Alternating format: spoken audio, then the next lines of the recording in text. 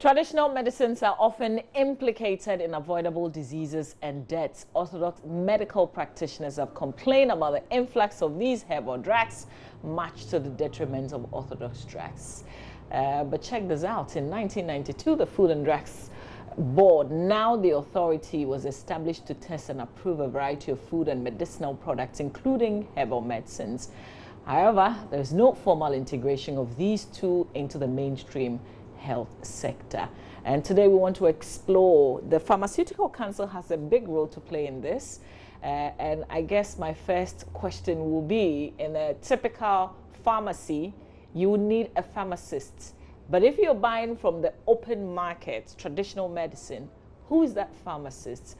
My guest seated now, Dr. Hadi Mohammed Abdallah, is Deputy Spokesperson for the Ghana Medical Association. Good morning to you.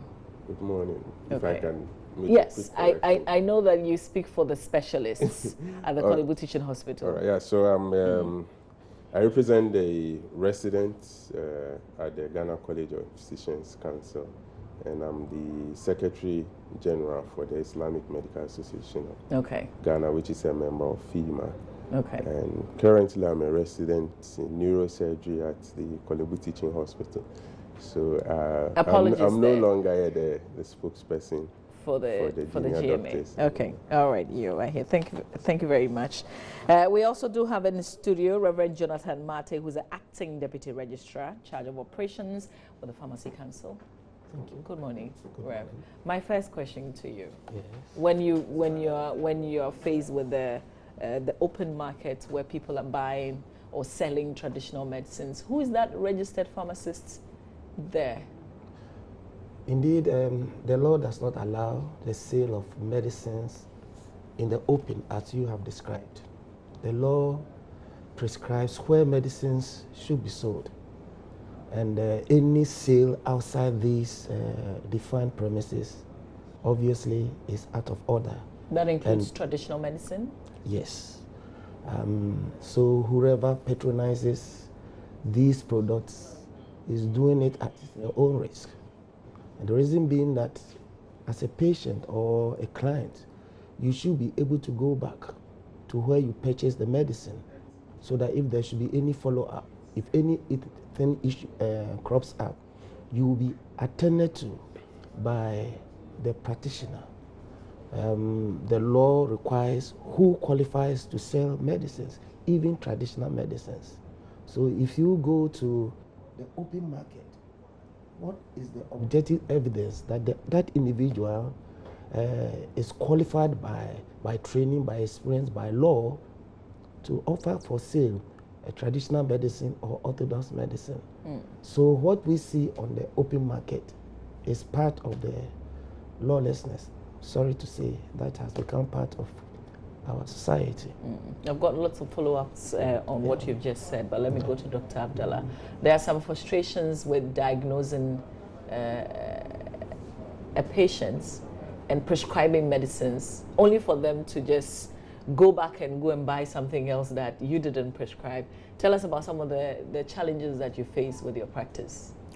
Well, I've suffered family, as some of my families have suffered from some of these things, and then also as a practitioner, one of the most painful thing for a practitioner to go through is when you have clearly diagnosed a patient and have put a patient on a regime to follow, and then you lose the patient to follow up, or the patient default, only to realize that the patient was either coerced or convinced by some few unscrupulous people in the very hospital in which you work, or even from the homes of the person. Sometimes they tell you it's even from the family who are pushing them to either go to, say, a prayer camp where you have traditional practitioners there, and they mix your drugs. Some of those patients actually take the drugs, but at the same time,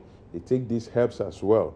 Some will completely go off the medicines that you've prescribed for them, and they come in worse condition. Unfortunately, see quite a lot of these cases. I've seen quite a lot when I was in Winneba. We have hypertensives who might have had just what we call transient ischemic attack of the brain, which is a form of what people call mild stroke. Okay. And that's a warning sign that your BP is not well controlled. Then the patient, after that attack, instead of coming to the hospital, either for the drugs to be changed or to increase the dosage, they go to traditional practitioners who will then put them on herbs. I have nothing against herbs, but obviously the herbs will not be treating the hypertension, and then this patient gets a second attack, go into coma, and that's the end, because usually when you get a second attack, you can't survive it. So the patient may feel, I'm on a particular medication, I'm getting herbs, but the herbalist doesn't have a nurse or a doctor who understands rising blood pressure, the critical blood pressures that requires a change in medication or where you need to intervene. And in fact, some of these ailments like hypertension and diabetes actually have surgical causes. Do you understand? So there are even areas that even for the physician, the trained physician in the hospital, who really might not understand that we have, say, secondary causes of hypertension, which needs surgical intervention, would continue to give. So on the side of even mainstream medicine, we have this problem. So medicine is an expansive area of study. And as much as possible, you need to have backups. You need to have regulations. So if you don't have regulation, if you don't work in an environment where you have regulators or an in-house system which will regulate your practice. I work in Kolebu.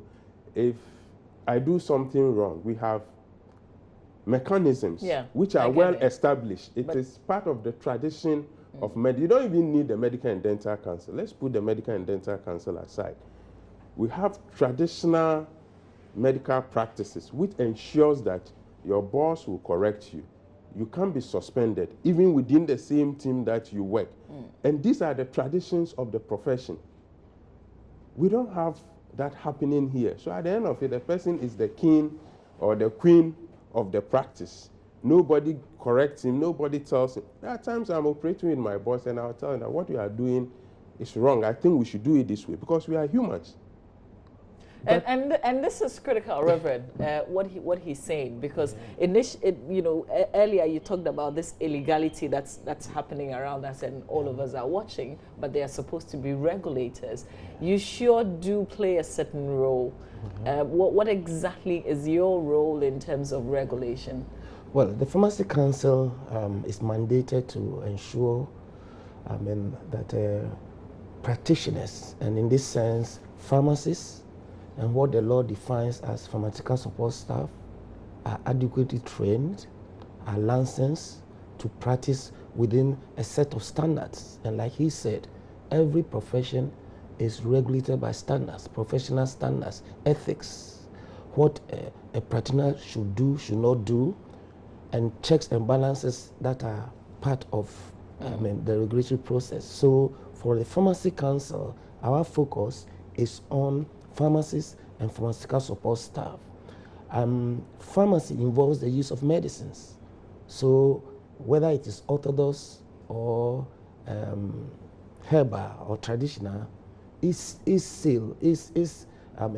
dispensing falls within the regulations of pharmacy.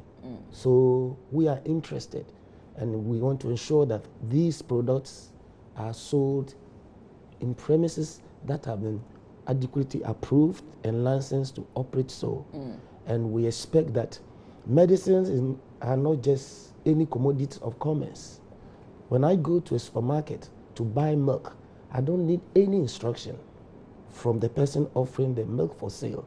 But when it comes to medicine, I have to be instructed when to take it, how to take it, and for how long to take it. It's part of the practice of pharmacy.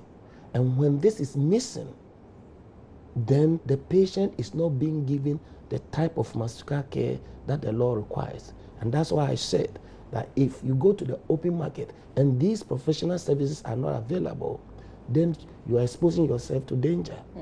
So, yes, regulation must ensure that these medicines are sold not at the wrong place, at the right place. Where's the right place? That is a challenge. Where's so the right place is a pharmacy, a licensed premises. It could be a pharmacy, an over-the-counter medicine facility, herbal shop, and not just the facility, but the people there should be people that Pharmacy Council has registered, or the Traditional and Alternative Medicine Practice Council has licensed and registered, so that the product and the person are all part of the standard arrangements. Because the product without a practitioner makes the product a dangerous item.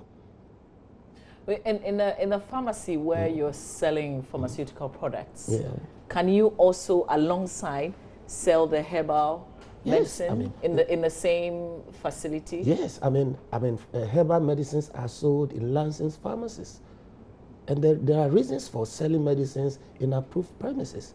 You know, when we say a product is safe, it is safe as long as certain aspects of the product are guaranteed. If you have a product, expiry date, let's say, is 2019, it holds as long as that product is stored under specified conditions of temperature and of humidity. So if the date is August 2019 and it's been stored above the prescribed conditions of temperature and humidity, that date no longer holds. Anything could happen to the product. That is why selling products in approved premises is part of the process for ensuring patient safety and patient well-being. Sure. Otherwise, what is there has become something else. Is it acceptable that I will be diagnosed, from a facility like a hospital, and be prescribed to take something, and then I go to a herbalist and then change the prescription, if you like? Can we change the drugs? No, as Dr. Abdallah said, once a doctor takes the lead in diagnosis and prescribing medicine, you will understand in the consulting room, the doctor will want to ask the patient what other drugs he or she may be taking. I know a number of patients lie because, you see, medicines interact with one another, positively or negatively. Even in orthodox medicine practice, doctors don't just write medicines anyhow, because there are processes in therapeutics that drug A and drug B will not interact to give harm to the patient. So in standard medicine practice, medicines are prescribed based on some principles. So if you go see the doctor and he's prescribed medicines for you, and you go back, and then you go and add herbal medicine, have you checked whether the herbal medicine will be compatible with what the doctor has prescribed? And this is where the danger is, that patients will add on more medicines, whether traditional or orthodox, to what the doctor originally prescribed. A patient is not supposed to do that unless he has consulted the doctor. But is that your business as a council? Is this something that you've noted that you are supposed to deal with? Well, that for you see, when the patient goes home, let me take it this way. That's why I say that in the pharmacy, it's not just giving out products. The product must be dispensed with appropriate information. So as part of the standard pharmacy practice, the pharmacist may inquire from the patient what other medicines he's taking, or warn the patient because of what the doctor has prescribed. Avoid this. Even certain foods needs to be avoided, let alone taking other medicines which is not on the list of what the doctors has prescribed. So in pharmacy practice, we want to ensure what we call rational use of medicines, and the patient is to be adequately educated and be told, if you are taking any drug other than what the doctor has prescribed, stop taking that one till you are finished with what the doctor is saying. If you are in doubt, go back to the doctor or ask the pharmacist. But you see, when the patient goes home, he's not there, I'm not there. It's the patient who is there. And it's up to the patient to comply. Patient compliance is part of the process that ensures public health and safety. If I go back after seeing the doctor and I tell myself the doctor doesn't know what he's doing and I go by my own way, the doctor will not be held responsible. How about responsibility on the herbalist, who clearly knows that this patient has been diagnosed of this, who is also saying, okay, let me give you this instead. I don't know, we accept both. Yes. In our books. Yeah. But Dr. Abdallah, I wonder if you appreciate herbal medicines and what they are capable of.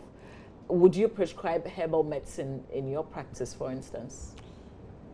Well, I mean, I have used herbs before. I mean, considering my background where I was coming from. So, of course, I've used it before. And there are many herbs which have been used even in Orthodox practice, which we currently even use. There are some medications prescribed by doctors, especially in fertility medicine, which are purely herbal based.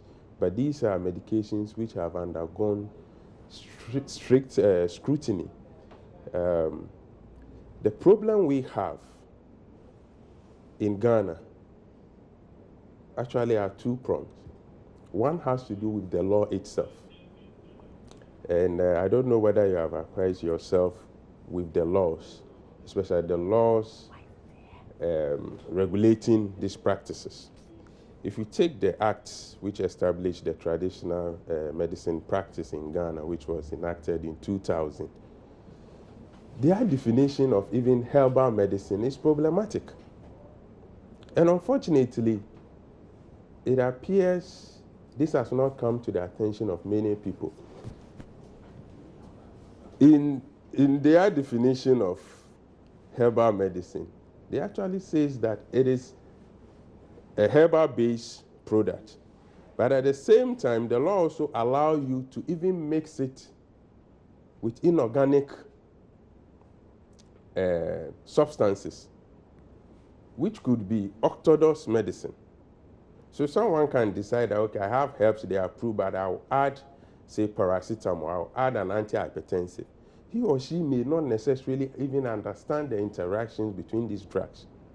When we talk about drug interaction that Reverend talked about, one, it has to do with the kidneys and then the liver.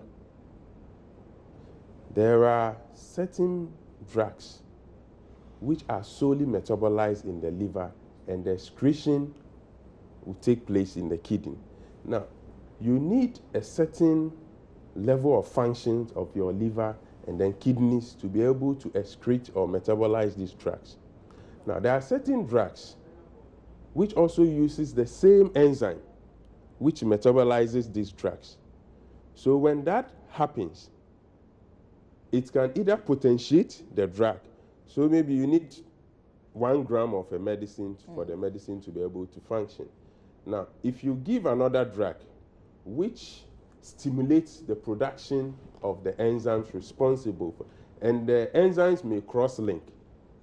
So you think you might have taken just 1 gram, and in pure practice, at the end of it, you need just about, say, 50 milligrams of the 1 gram you've taken for it to be able to function. But because you took one other drug, which sort of stimulates or excites those particular enzymes, which upregulate the function of that drug, instead of the 50 milligrams that you need in the blood, you may have about 500 milligrams in it because of one particular drug that you've taken.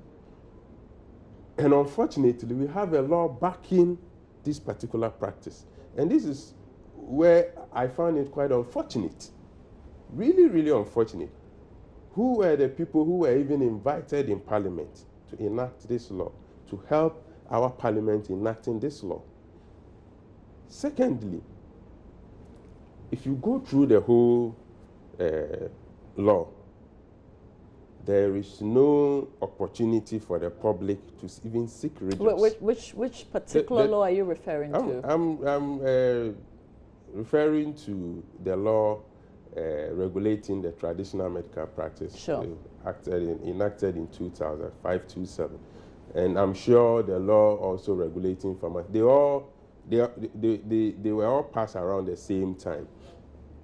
Now my problem is, if you have a law which emboldens this particular practice, then it becomes very difficult to even regulate it.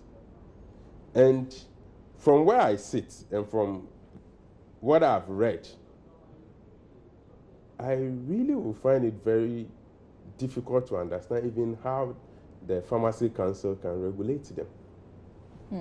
And secondly, we talked about premises or approved premises for selling of this drug.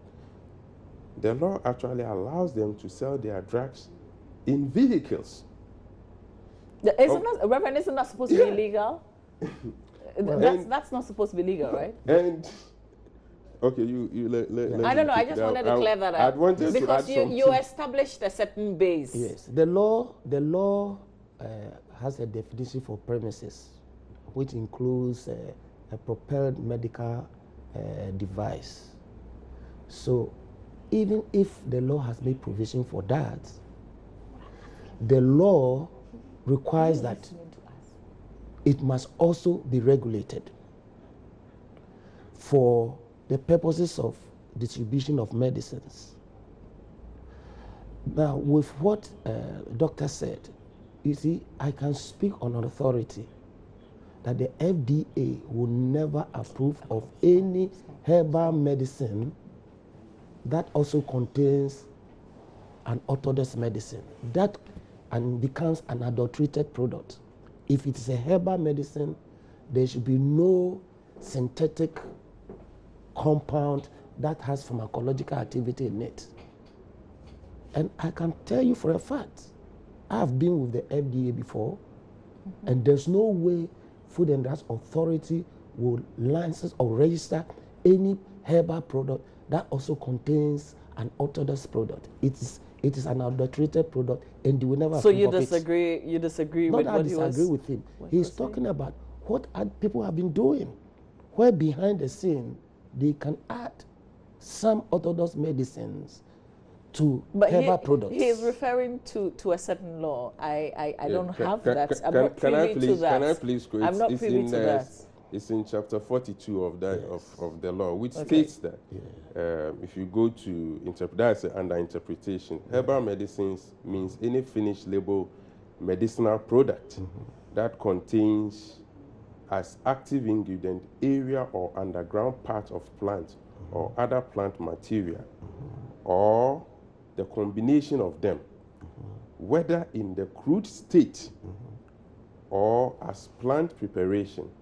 Herbal medicines may contain excipients in plant and materials in addition to the active ingredient, and in exceptional cases may also contain natural, organic, or inorganic active ingredients which are not of plant origin. Okay.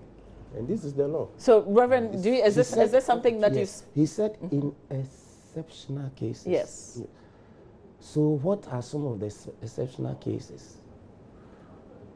As a pharmacist, I can say, for instance, that if a herbal mixture, it is made of natural herbs, a concoction that needs to be preserved,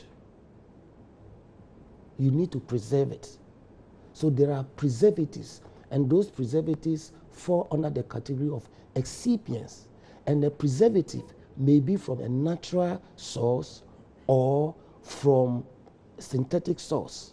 The role of that preservative is to preserve the product from going bad. It has no pharmacological activity. So provision is made for excipients, even in orthodox medicines. If you take a blood tonic or an injectable, they have preservatives. The role of the preservative is to keep the product from spoilage. Okay. So yes, those exceptional cases you know, will mean an excipient whose role is to be a preservative. Sodium benzoate or any of those. Can I come in here? I wanted us to... The excipient actually comes in the first part of the definition. Yeah. Now, this is clearly stating a different thing, and there was actually a full stop. So it's separate from excipient. I want us to go to my colleague Zarina, who is somewhere this morning. She will tell us exactly where she is. But she's out with a disease and she's trying to seek for help. Let's hear Zarina. Zarina, good morning. Where are you and who are you with?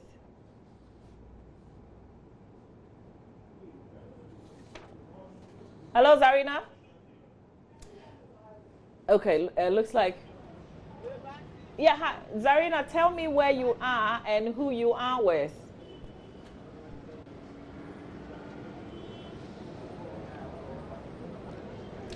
Okay, hello, Mama V. I'm at the new plant station at the Kwame Nkrumah Circle, and I'm here with Abdul Razak. Can you hear me, Mama V? Yes, I can, loud and clear. Go ahead. Hello, Mama V. So I'm at the new plant station at Circle, and I'm with Abdul Razak. He sells herbal medicines. This place is called the Ali Boss Herbal Center, and I'm here to interact with him. He has various types of herbal medicine. Yes, he has various types of herbal medicines, and I'm going to be finding out from him what he sells and how people come to patronize and what it is that influences them to buy. Hello. Okay, my medicine, I have something like gonorrhea. Okay, so wait, let's say I have malaria. What would you give me? Okay, this is a malaria medicine. At the same time, to is fever medicine or typhoid medicine. And I have something like for men's sexual witness. But that, okay. So let's say what's the name of this malaria medicine? This one is Jamagani. Say again? Jamagani. Jamagani. Okay, so what's the dosage like? How do you give it to people? Okay, like when I want, it's a herbal medicine. So if we give to people, then they will use to take spoon like this to put inside porridge or Lipton. Then they take it. One in the morning, one in the evening, the teaspoon. Okay, so which other medicines do you have here? And I have another one too. This one too, his name is called Zao. Okay. Zao, like person, his stomach is very big, but he wanted to get flat stomach. Okay. So this one, there's the name, is Zao. Okay, so do you have any others for typhoid, diabetes, or all those other ailments? Yes. So which ones are they? Okay, the one diabetes is for this one.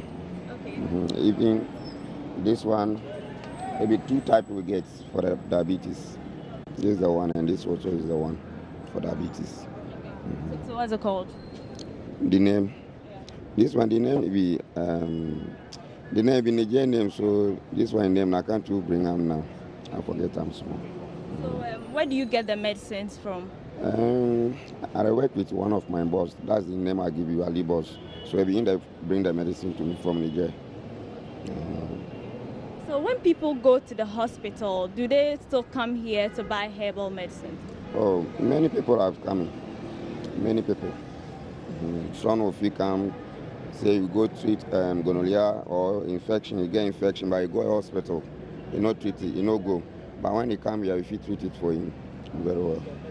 So what kind of people come here? At least both, the women's and young girls and the men's, both. Anyone can come. He does come here. So has anyone complained of side effects after taking your medicines? Okay, this medicine, no one complain about side effects. No any side effects. So how sure are you that what you are giving them is a good product?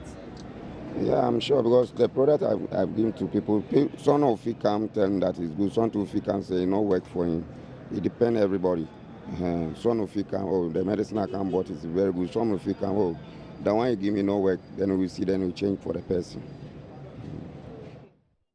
All right, interesting interaction. Zarina, the new plant station, and I wonder, Reverend, is that a pharmacist? Obviously, I have a lot of questions to ask. Has any of the products been registered by the Food and Drugs Authority, because the law says you cannot offer for sale, for use, for distribution any medicine, and medicine here means Orthodox or Herbal, without that product being approved by the Food and Drugs Authority. So first, you have this person who is actually practicing illegally. Number two question I ask, has he been licensed by the... Is he practicing illegally? Because he's operating in an open space. If he was illegal, then he shouldn't be there. You see, the second question I will ask, has he been licensed by the Traditional and Alternative Medicine Practice Council? Because the law says, yes, you can offer medicines for sale, but you should have been licensed, approved, so that you can have the knowledge that is required to be able to even inform patients. You look at the products, none of them has been labeled. Unfortunately, we have to wrap up this conversation, but I'll give you the last say, Dr. Abdallah. What is it that you so want to tell us as potential patients? Well, I mean, I don't have anything against herbal practice, but where I sit, I've seen a lot of damage being caused. Unfortunately, most of this, I want to use the word damage because of the topic that we are discussing. Some of these have actually come from people who have been licensed. You see, the fact that even Orthodox medical practitioners are regulated and some have had their licenses taken away from them, it appears as humans, there is this possibility that people can go overboard. Unfortunately, we don't have this happening within the traditional medical council. And because they have laws now, and because of the existence of Food and Drugs Board and then the Pharmacy Council who approve their practice and their product, they use that. And they have an unfettered platform, unrestricted to the media. And I realize that the media is doing a great disservice to this country. Okay. When you give people the platform to come, especially, there was one video circulating about one gentleman who claims that candidiasis can metamorphosize into HIV/AIDS. Nobody has actually sat down to analyze the effect of this on many of our young people. Yeah, unfortunately, time is not a very good friend, so we've got to end this conversation. Thank you, Dr. Abdallah. Very grateful, Reverend Jonathan Martey. Stay with us. We've got entertainment coming up right after this.